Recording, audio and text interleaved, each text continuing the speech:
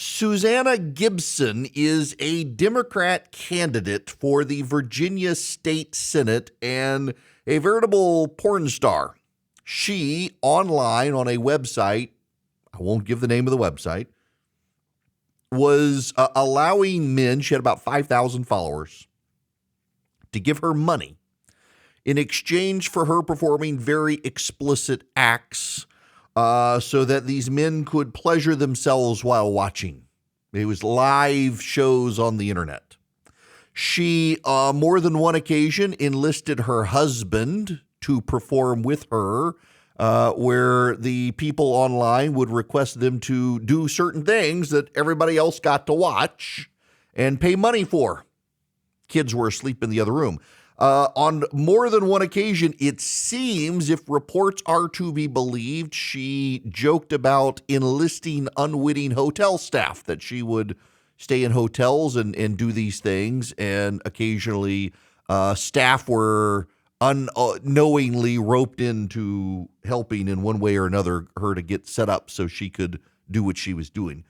Now, she claims the exposure is revenge pornography, that there have been situations where young men and women have filmed each other engaged in intimate acts, and they break up, and the young men put the videos online as revenge for the girl breaking up with him. That's not what this is, and it devalues what revenge porn is. It's like when Democrats call everything that isn't racist, devaluing the word racist. She is devaluing what revenge porn is, a cruel act of an aggrieved person. She was actually putting this stuff online. She was actually taking money for it. It was public. It could be seen by others. She just didn't realize that the recordings were out there as much as they were. What's so notable is that separate from this, Democrats were saying, hey, there's really not a problem here. She did nothing wrong. There's nothing to be ashamed of. Clearly, there's got to be something she's ashamed of because of her reaction to being exposed, hiring lawyers, making demands. She's clearly embarrassed and ashamed. She hasn't apologized. Republicans have been looking at this thing, and this is gross. How, Democrats, would you put a person up like this to run for office? A morally deviant person. What is notable and ironic is a lot of the people upset about Susanna Gibson are totally fine with Lauren Boebert, or should we call her Hansy Boobert? I have personally liked Lauren Boebert. I believe she's a conservative true believer who has stood up with the House Freedom Caucus, fought Kevin McCarthy and the like, but this is kind of a bridge too far. She was asked to leave a theater production of Beetlejuice, the movie turned into a play. She was asked to leave. A pregnant woman behind her asked her to stop vaping inside the theater. Vaping is gross to begin with. Doing it inside a theater, come on. She denied she was vaping. A person who works for the theater told her she had to leave. She pulled the "Don't you know who I am" card. It didn't work. They asked her to leave. She gave the attendant at the theater the middle finger, was belligerent to the person making her leave, and she denied it. She said it didn't happen. She said she was thrown out of the theater for nothing. Only after she denied it did they release the video footage. Very good video footage. It is remarkable that this theater in Colorado has better footage of a dark theater than the White House does anywhere near Hunter Biden's cocaine. It's remarkable, but it's besides the point. She lied. She said what she was accused of, vaping in the theater in front of a pregnant woman who asked her not to and being belligerent, that none of it actually happened. Not only did that happen, it turned out she was getting handsy with her boyfriend who was rubbing her breasts while she was rubbing his crotch in the theater. Revealed in the footage that came out only because she denied it. Had she admitted she had behaved badly and said sorry, they wouldn't have released the footage, but she denied it, accused the theater of lying, and the theater said, here's our video footage. Oh, it's very explicit. It went beyond vaping. She and her boyfriend were rubbing hands on each other pretty explicitly, we'll say that. Him on her chest, her on his crotch. It also turns out the boyfriend, she left her husband.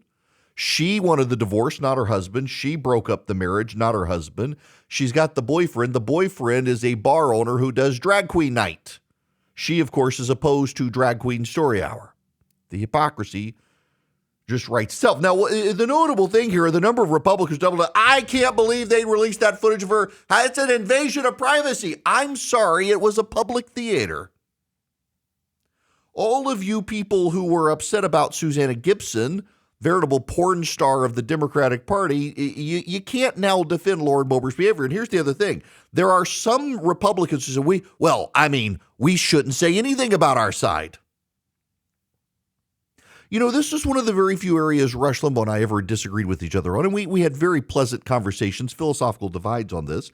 I'm of the part that if everybody says they're conservative and they're not, what does conservatism mean? And he's like, focus on the other side. I would call out the antics of conservatives. He's like, the left isn't going to call out their antics. Why should we call out our antics? And I understand the argument, but my response was always, we can't complain about the degradation of our society when we refuse to hold our own degenerates accountable.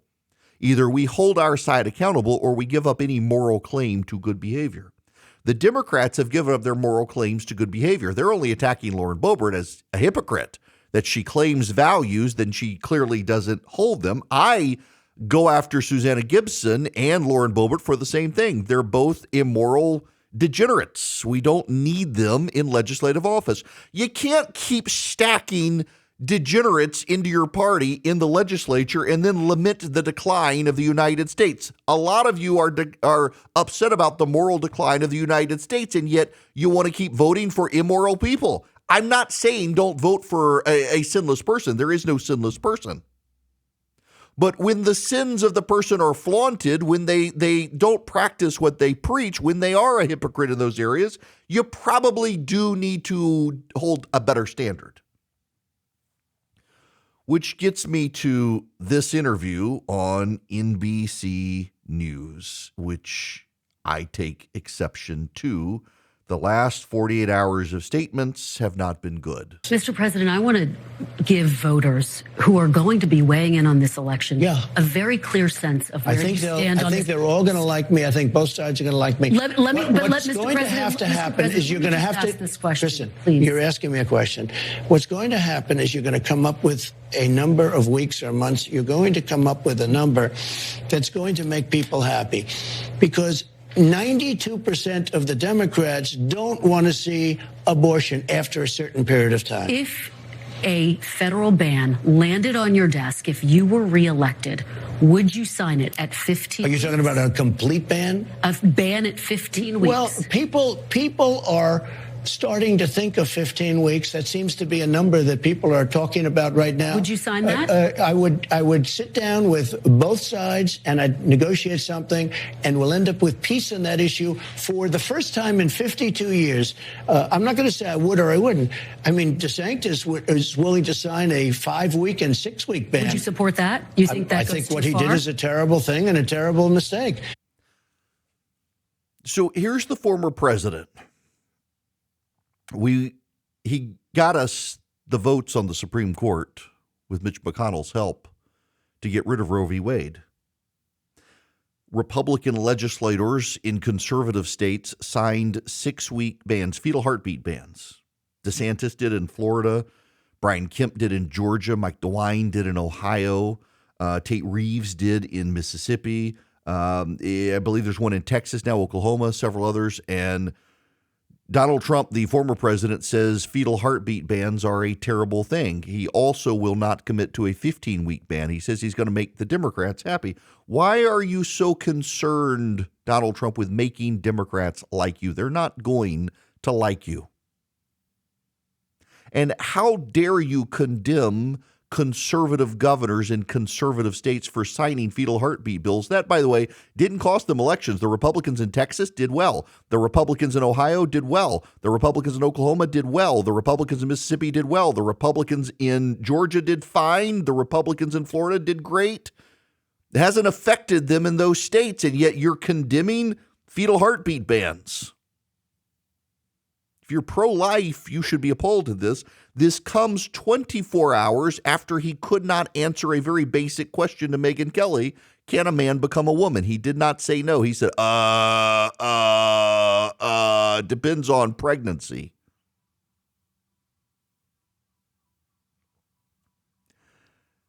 It is possible to acknowledge we got good things from him when he was president, but probably he does not need to return, particularly if after all this time he hasn't figured out the Democrats are never going to like him. But there's a larger issue here as well. A lot of Trump supporters say Republicans keep fighting the past wars. It sounds like they're doing it now. They got to double down on standing by their man, who is now radically shifting on abortion and trans issues. He's supported by Caitlyn Jenner. You've got all the degenerates out there. You've got Marjorie Taylor Greene and Kristi Noem, and you got Lauren Boebert. I guess MAGA stands for Make Adultery Great Again. Here's the point. You can't lament the decline of the United States of America morally when continuing to support people whose immorality is rubbed in your face. You either got to hold your side to higher standards, regardless of what the other side does, or stop worrying about the decline. If you're just looking to fight the left, okay, go with the guy who says he's going to fight the left and literally just went on tape on Meet the Press and said, I want to do something to make Democrats like me.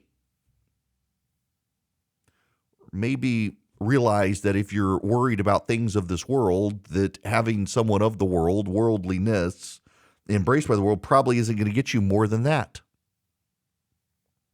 Are any of you who consider yourself a Trump supporter who are pro-life, are you going to stand up and say he's wrong on this? Because there's a lot of deflection. In fact, a very popular national radio show host today is refusing to play the clip, claiming it was all taken out of context. I just played you the clip. There was nothing out of context. You got Lauren Boebert out there. You got Kristi Noem and the Corey Lewandowski. She's denying it, by the way, but you should know that everyone in Washington, D.C., I've talked to, said, oh, yeah, this has been known for a long time. You got the Marjorie Taylor Greene situation. If you're really worried about the degeneracy of the left, you probably should start taking a stand against the degeneracy of the right. Or maybe just say we're not in decline. Many of you think we're in decline, moral, spiritual, and otherwise. If so, you might wonder why, if you keep voting for people who are participating in the moral decline of the country, you get moral decline. I just think it's very funny that there's a large segment of people who are very angry with me right now listening, who think the country is headed into spiritual decline and yet can't relate to holding their side accountable for their failures. They think I will keep my mouth shut about the bad guys on our side because the left keeps their mouth shut about the bad guys on their side. Or maybe we should take a stand and say we don't want those people on our side continuing in leadership. Now, here's the other thing. If you think that's the case, let's go back to Hansie Boebert out in Colorado.